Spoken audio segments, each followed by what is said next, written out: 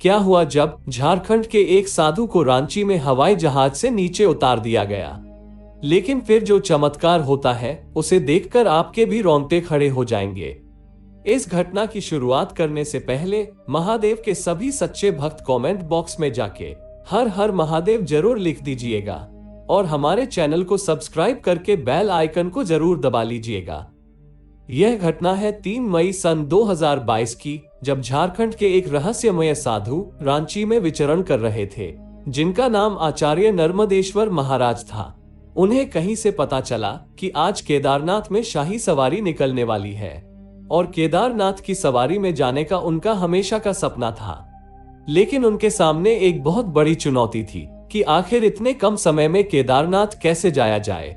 लेकिन किसी व्यक्ति ने उन्हें सलाह दी कि अगर आप हवाई जहाज के माध्यम से केदारनाथ जाते हैं तो मात्र 2 घंटे का सफर तय करके आप केदारनाथ पहुंच सकते हैं, जिसके बाद वो तुरंत रांची के हवाई अड्डे पर पहुंच जाते हैं। उन्हें ऐसा लग रहा था कि ट्रेन में जैसे कोई उनसे टिकट नहीं मांगता, उसी प्रकार से हवाई जहाज में भी वो सफर कर लेंगे। लेकिन उनकी ये बहुत बड़ी गलतफहमी थी और चेकिंग काउंटर पर टिकट न होने की वजह से उन्हें वहीं पर रोक दिया गया और उन्हें जलील करके वहां से भगा दिया गया। जिसके बाद साधु महाराज को बहुत क्रोध आया और देहरादून जाने वाली उस फ्लाइट में वे नहीं बैठ पाए। लेकिन अब जो चमत्कार होने वाला था उससे सभी लोग अनजान थे।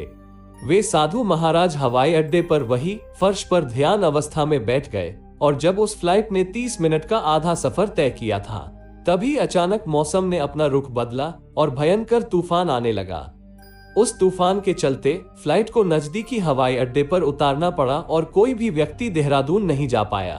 दरअसल केदारनाथ जाने के लिए सबसे नजदीकी हवाई अड्डा देहरादून है, जहां से मात्र 240 किलोमीटर की दूरी पर बाबा केदारनाथ का धाम पड़ता है।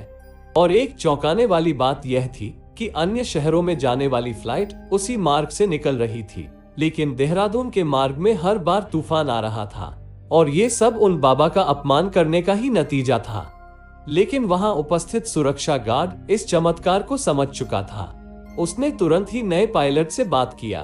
पहले तो उसने इन सब पर यकीन नहीं किया, लेकिन चमत्कार देखकर उसकी भी आंखें फट गई। वे लोग तुरंत उन साधु महाराज के पास क्षमा याचना करने पहुंचे और इन साधु महाराज के पास पहुंचकर उन सभी लोगों ने माफी मांगी।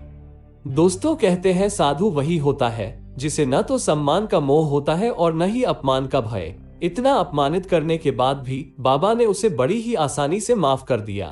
अंत में इस पायलट ने अपने पैसों से देहरादून के एक फ्लाइट टिकट लेकर साधु महाराज को अगली फ्लाइट में बैठाया। और सबसे बड़ी आश्चर्यचकित बात तो यह थी कि उस फ्लाइट के मार्ग में इस बार कोई भी तूफान नहीं आया और वो बहुत अच्छी तरह से देहरादून के हवाई अड्डे पर लैंड भी हो गए। देहरादून पहुंचने के बाद साधु महाराज सबसे पहले ऊखीमठ पहुंचे, क्योंकि वहीं से शाही सवारी की शुरुआत होनी थी। लेकिन समय तो बीत चुका था और जब वे साधु महाराज ऊखीमठ पहुंचे तो उन्होंने पाया कि शाही सवारी में बड़ा विलंब हुआ है। दरअसल यहाँ पर भक्त भगवान की नहीं बल्कि भगवान अपने भक्तों की प्रतीक्षा कर रहे थे।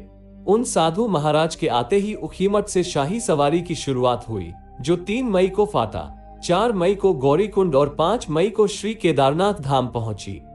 दोस्तों, इस अद्भुत घटना को लेकर आप क्या विचार रखते हैं? नीचे कमेंट बॉक्स में हमें जरूर बताइएगा।